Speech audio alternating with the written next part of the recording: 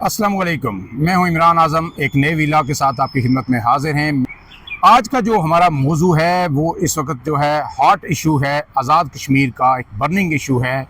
वो है आज़ाद कश्मीर के अंदर जॉइंट अवामी एक्शन कमेटी का लॉन्ग मार्च जो 9 जून को होने जा रहा है। शटर डाउन है, पहिया जाम है। एक्शन कमेटी ने यहाँ तक ऐलान कर दिया, लोगों को ये बता दिया कि 1 महीने का राशन आप जमा कर लें।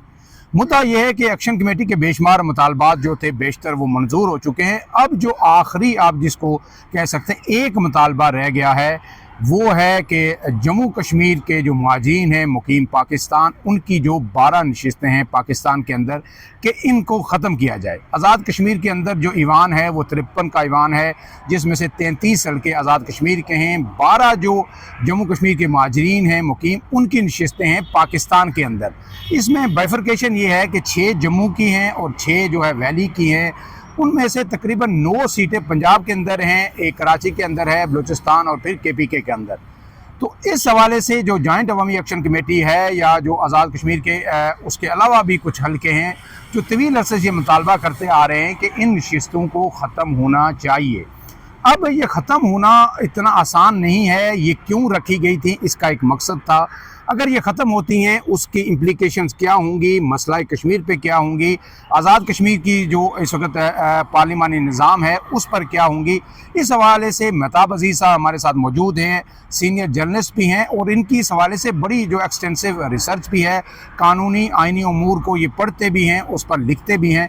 महताब अजीज़ साहब, सबसे पहले तो आपका शुक्रिया कि आपने वक्त दिया। पहले ये बताइए कि ये नशिस्तें कब रखी गई थी मेरे नाज़रीन के लिए, ताकि उनको पूरा इसका एक पिक्चर समझ आ जाए और इसका मकसद क्या था। फिर दूसरे हिस्से में हम डिस्कशन करेंगे कि ये अगर ख़त्म होती हैं तो उसकी इम्प्लीकेशंस क्या होंगी, नहीं ख़त्म होती तो अल्टरनेट सलूशन क्या हो सकता है। जी, बहुत शुक्रिया इमरान भाई। बिस्मिल्लाहिर्रहमानिर्रहीम। ये जो नशिस्तें हैं, 12 नशिस्तें जिसका ज़िक्र किया आपने, ये जो हैं पहली दफ़ा एक ऑर्डिनेंस के तहत 1971 में इंट्रोड्यूस करवाई गई थी और फिर एक्ट 1974 का जो था उसके अंदर इनको लेजिटिमाइज़ किया गया और ये 2016 तक एक एक्ट के तहत ही ये रही हैं। 2016 में इन्हें आइनी कवर दिया गया है।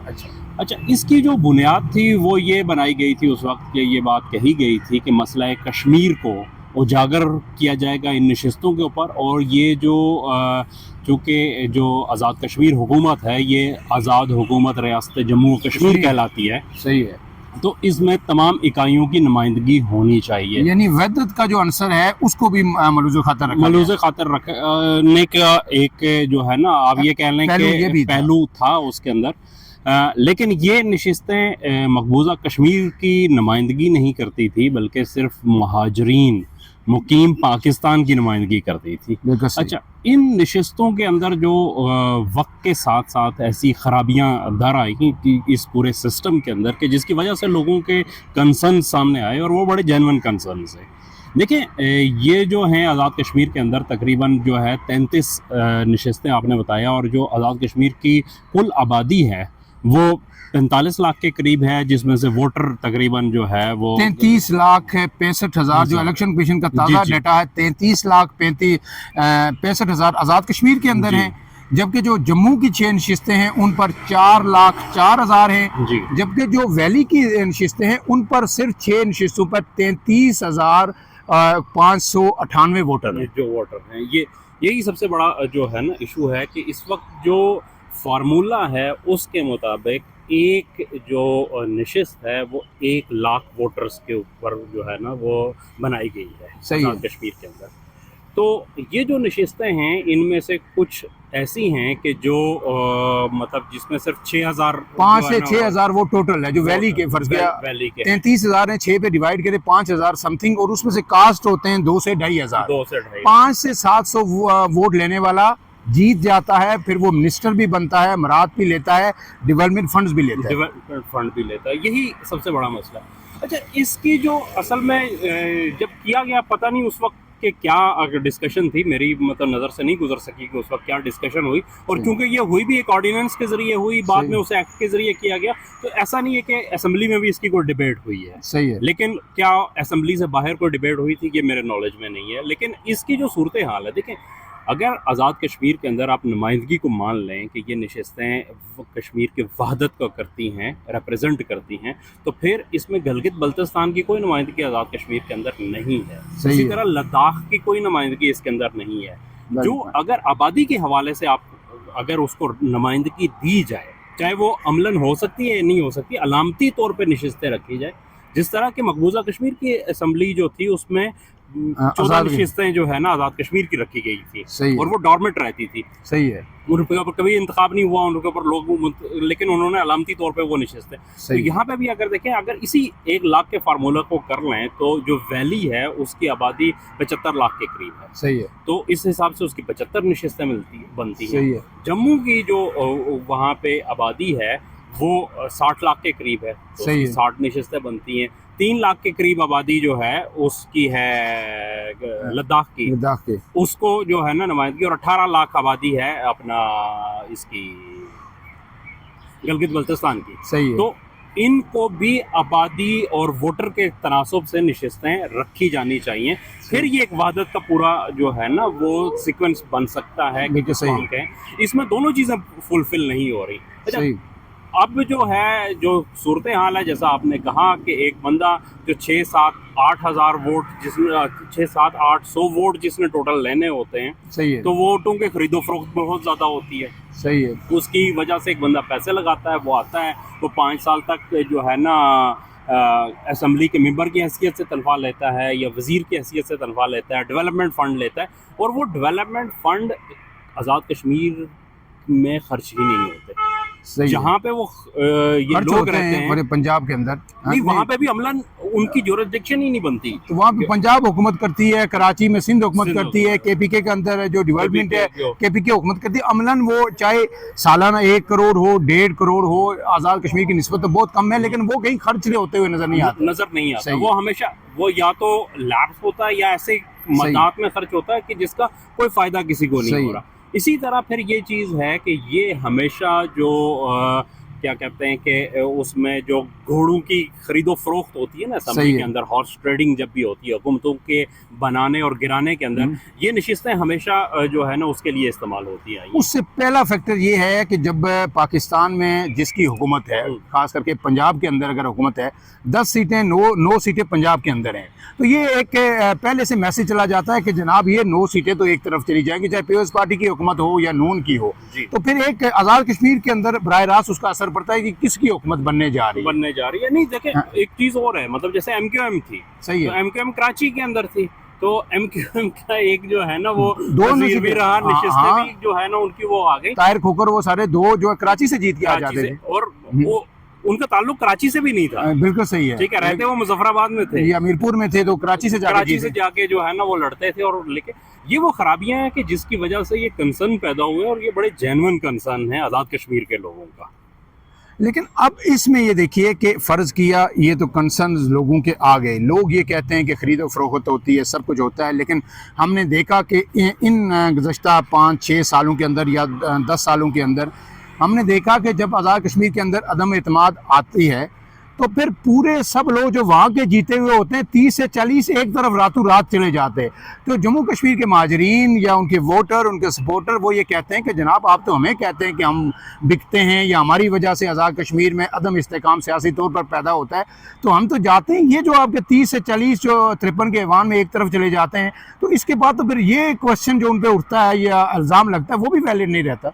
जी, ये बात अपनी जगह पे बिल्कुल आपकी दुरुस्त है कि ये सूरत हाल हो गई है, लेकिन उसमें भी अगर मतलब इसका बगौर जायज़ा लिया जाए तो ये फैक्टर उसमें भी मौजूद है, क्योंकि लोगों को पता है कि भाई ये तो हो ही जाना है, बिल्कुल तो हम सही भी है। कुछ ना कुछ जो है ना अपना हिस्सा वो उसमें क्योंकि वसूल 12 कर तो रहे एक हैं। तरफ जाने ही जाने हैं। जाना ही जाना है। तो अब ये है कि वहाँ पे अगर मैं जाऊँगा तो मुझे कुछ मिल सकेगा, नहीं जाऊँगा तो मुझे कुछ भी नहीं मिलेगा। मैं एक किस्म का असम्बली के अंदर गैर मुतल्लिक हो जाऊँगा, तो लिहाजा मैं उसी जाती हुई बस में सवार हो जाऊँ तो वो बेहतर तो है। मताब साहब अगर ये ख़त्म हो जाती हैं, इसके बाद 2 सूरतें, या तो ये मुकम्मल ख़त्म हो जाएंगी या फिर ये होगा कि इसका कोई अल्टरनेट सलूशन निकलेगा कि मुतनासब नुमाइंदगी के तौर पर आज़ाद कश्मीर के 33 हल्कों में इलेक्शन हों, जो जमात जितनी नशिस्तें ले ये 12 नशिस्तें उस बुनियाद पर उसको दी जाएँ ताकि आज़ाद कश्मीर के जो इंतखाब के ऊपर ये असरअंदाज ना हो। ये एक इसका सिनेरियो है। एक दूसरा ये है कि आप किसी भी तरीके से इनको कायम रखते हैं, चाहे मुतनासिब नुमाइंदगी के ज़रिए ही, वो जब ईवान का हिस्सा बन जाएंगे तो वो उस कानून साजी के अमल में शरीक होंगे। वो उस टेरिटरी की कानून साजी करेंगे जहाँ पे वो रहते ही नहीं है, जहाँ पे वो टैक्स पेयर ही नहीं है, वहाँ पे टैक्स ही नहीं देते, वहाँ पे रहते ही नहीं है, उन लोगों के लिए कानून साजी करेंगे। तो फिर इसके रखने का जवाज़ क्या कोई बनता है? अगर नहीं बनता तो ख़त्म हो जाती है मुकम्मल तौर पर, तो वाकई मसला कश्मीर इससे मुतासर होगा।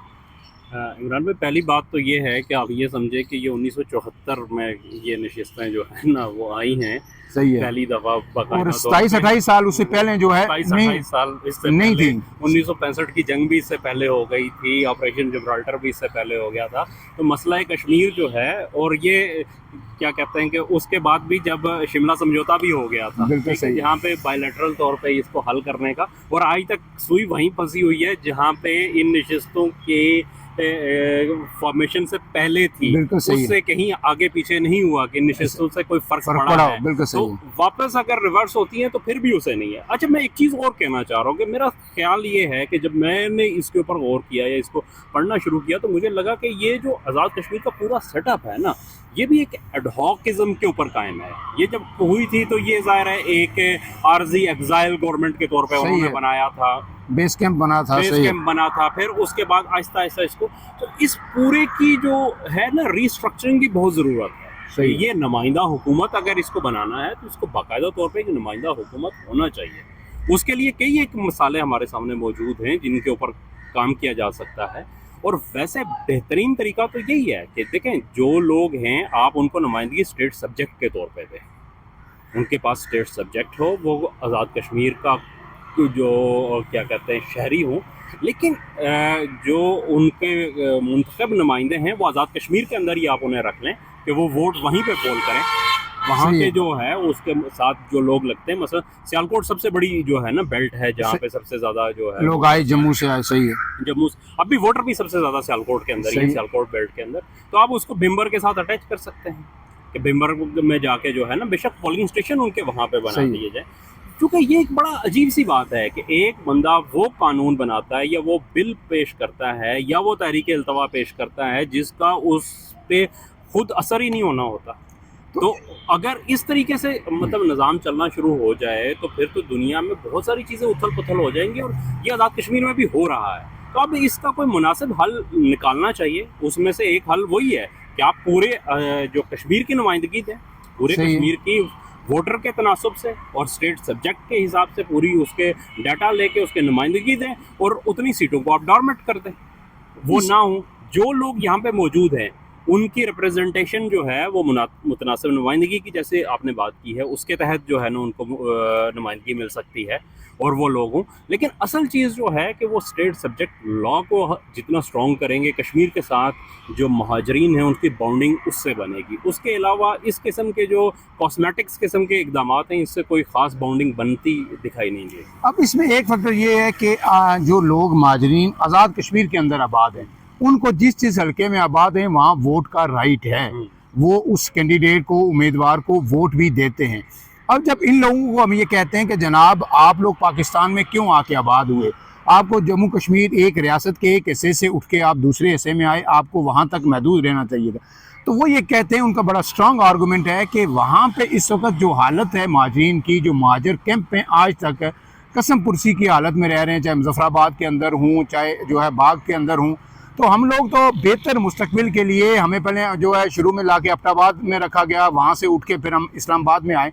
तो आप क्या कहते हैं, हम भी जाके जो है वहाँ पे कैंपों में लेट जाएं तो हमें राइट ऑफ वोट मिलेगा वहाँ पर? तो उनकी बात भी तो लॉजिकल है ना।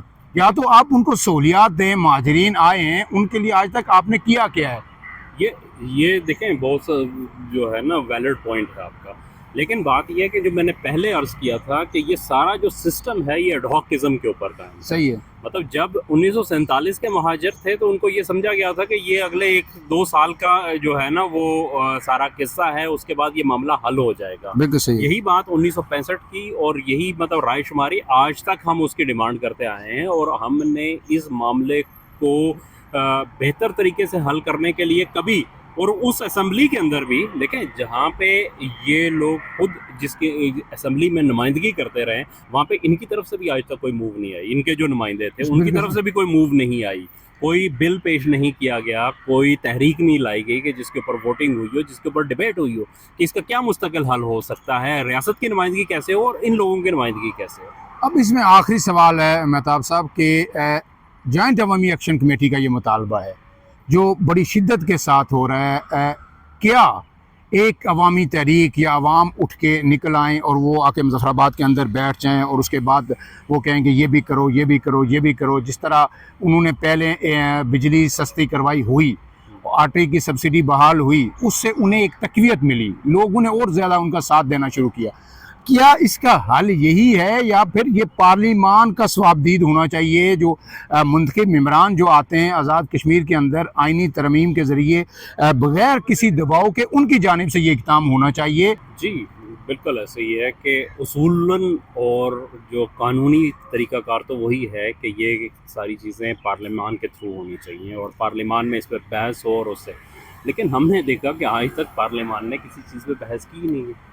तो ये नशिस्तें खुद भी अगर देखें तो वही बात है कि ऑर्डिनेंस की सूरत में आई, बाद में उसको जो है ना एक एक्ट की सूरत में उन्होंने पास कर लिया और फिर 2016 तक वो उसी तरह से चलता रहा। तो आप ये बात देखें कि अगर अवामी सतह के ऊपर जो कानून साजी अवामी मफाद में होती रहे तो फिर ये जत्थे कामयाब नहीं होंगे। और अगर जो है जो पार्लिमान है या इंतज़ामिया है वो अपना काम नहीं करेगी, लोगों को रिलीफ नहीं मिलेगा और वो जो है वो सुपरफिशियल किस्म के इक़दामात और कानून साजी करते रहेंगे जिसका अवाम से कोई ताल्लुक़ नहीं होगा, तो फिर अवाम इसी तरीके से निकलेंगे, उन्हें उनकी बात मानना पड़ेगी। अगर नहीं मानेंगे तो फिर एक खून खराबा होगा और इसी तरीके से इनकलाबात आते हैं दुनिया के अंदर। अब मतलब साहब एक आज़ाद कश्मीर के अंदर जो है ऑल पार्टीज़ कॉन्फ्रेंस भी हो रही है, सारी जमातें इसी एक एजेंडे पे मिल के बैठेंगी। अगर वो ये कह देती हैं कि जनाब ये नशिस्तें नहीं ख़त्म होनी चाहिए और उसके बाद भी अगर ये ख़त्म हो जाती हैं तो फिर जो विल ऑफ द पीपल किधर जाएगी? क्योंकि वो सारे लोग जो बैठे हुए हैं इस वक्त 53 का ईवान है, उनमें से जो है आप कह सकते हैं महाजिन को मिला के तो 45 लोग तो ऐसे हैं जो अवाम के वोट से आए हुए हैं, बाकी लोग सारे जो है मुजाहिरीन की सूरत में आएंगे। उसके बाद भी अगर उनकी ख्वाहिशात या जो एलामिया होता है उसके अल्टरनेट हल निकलता है तो फिर आप क्या ये समझ लेंगे कि ये रियासत पाकिस्तान डीप स्टेट इस्टेब्लिशमेंट क्या उसकी ईमा पे ये सब हो रहा है? और इसके बाद जब ये नशिस्तें निकल जाएंगी तो क्या एक हर्डल जो आज़ाद कश्मीर को या जीबी को NFC में लाना या सूबों में तब्दील करना, ये हर्डल ख़त्म हो सकती है? क्या इसके पीछे इस तरह की कोई इंटेंशन तो नहीं है? इमरान भाई देखें, अब बहुत सारी चीज़ें जो है ना आपने उन्हें सवाल में इकट्ठी कर दी। हाँ। देखें, एक तो मसला ये है कि आज़ाद कश्मीर की जो सियासत है वो आप भी जानते हैं, मैं भी जानता हूँ और मेरा ख्याल में आपके नाज़रीन भी जानते होंगे कि वो किस तरीके से चलती है। वहाँ पे जितनी पार्टीज़ हैं या तो वो पाकिस्तान में अपनी मदर पार्टीज़ की जो लाइन होती है उसके ऊपर वो कायम रहती हैं, उनकी अपनी कोई सवाबदीद नहीं होती किसी मामले में, या कुछ जमातें वो हैं जो आज़ाद कश्मीर में हैं, मतलब मुस्लिम कॉन्फ्रेंस का नाम लो, जिसको हमेशा से ये कहा जाता है कि वो एस्टैब्लिशमेंट के किरदार के ऊपर होती है, जो कुछ एस्टैब्लिशमेंट चाहती है वही होता है। तो अमलन ये है कि ये लोग वोट लेते हैं, वोट जब लेते हैं तो वो जो है डेवलपमेंट के नाम पे वोट होता है या नौकरियों के नाम पे वोट होता है। देखिए, इनका इंतखाबी मंशूर क्या है ना आपको इस इलेक्शन का पता होगा ना आपको पिछले इलेक्शन का पता होगा कि किस जमात ने क्या मंशूर दिया था। और जो लोगों को ये कन्विंस करते हैं, ये किसी को कि वो पानी का बोर करवा देंगे, सड़क जो है ना टूटी खंबे वाली सियासत जो है ना वो चल रही होती है, वहाँ पे लोग इस बात में मुंतखब होते हैं। इसलिए ये इस चीज़ में जो बुनियादी तौर पे आप देखें तो वो रिप्रेजेंट आवाम को नहीं करते इन मामलों में, इसीलिए अवाम जो है वो जत्थे बनाती है या जत्थों को अवाम में पजीराई मिलती है, दोनों काम जो है ना उसको करना। अब यहाँ पे भी मामला ये है कि ये लोग अगर बैठ के कोई अवामी जो है ना उसके सेंटिमेंट्स को देखते हुए फैसला करेंगे तो ज़ाहिर है लोग उनका साथ देंगे, और उसकी वजह से अगर कोई उससे इख्तलाफ करके जत्था बनाएगा तो अवाम उसके साथ नहीं होगी। लेकिन अगर ये किसी और एजेंडे के ऊपर, मतलब पाकिस्तान से मुस्लिम लीग नून है तो वो रायवेंड की बात करेगी, या सही। पीपल्स पार्टी है तो गड़ी खुदा बख्श से आए हुए जो है ना लाइन को टो करेगी, और जो मुस्लिम कॉन्फ्रेंस है वो लेकिन रावलपिंडी की देखिए लाइन इन को टो सब से करेगी। इन सब से ऊपर इस वक्त सारे ही रावलपिंडी की लाइन टो कर रहे हैं। मैं इसको बिल्कुल समराइज कीजिए कि क्या आज़ाद कश्मीर या जीबी आइंदा आने वाले दिनों में 28वीं तरमीम की बात भी हो रही है, एनएफसी भी हो रही है, क्या सूबा बन सकते हैं? इनको सूबाई स्टेटस, नीम सूबाई स्टेटस मिल सकता है अगर ये नशिस्तें खत्म होती है उसके बाद? इस पर मुख्तसरन जवाब नहीं, मेरा दीजिएगा। ख्याल है कि इन नशिस्तों का उससे कोई ताल्लुक नहीं है, जो अच्छा। मेरा ख्याल है। एक तो बात यह है कि अभी तक 28वीं तरमीम को कोई मुसवदा मेरी नज़र से नहीं गुजरा, सब आया ही नहीं। स्पेकुलेशंस है, वो सियासी जमातों ने भी नहीं देखा। किसी ने भी नहीं देखा, वो स्पेकुलेशंस है, अब बिल्कुल। पता नहीं कि उसके अंदर क्या क्या है। है? लेकिन मेरा ख्याल ये है कि ये नशिस्तें किसी भी तौर पे वो सूबा बनाने की पॉलिसी में हर्डल साबित नहीं हो सकती। ना ये लोग कोई ऐसा है कि मुहाजिरीन वहाँ पे हुए तो ये खड़े हो जाएंगे कि काम नहीं करेंगे, इन्होंने भी वही करना है जो बाकी 33 ने करना है। बहुत शुक्रिया मताब अजीज़ साहब आपका। इस व्लॉग को एंड तक ज़रूर आपने देखा होगा। अगर ये अच्छा लगे तो इन्फॉर्मेशन को शेयर कीजिएगा। इस हवाले से मज़ीद जो ही अपडेट्स होंगी, दिन ब दिन सूरत हाल जो है मज़ीद डेवलप होती जाएगी। ऑल पार्टीज़ कॉन्फ्रेंस होगी, उसका अलामिया आएगा, उस पर बातें होंगी, और फिर 9 जून से एक तहरीक के नए मरले का और हतमी फैसला कुन मरले का आगाज़ होगा। उसके हवाले से भी आपको अपडेट करते रहेंगे। इमरान आज़म को दीजिए इजाज़त। अल्लाह हाफ़िज़।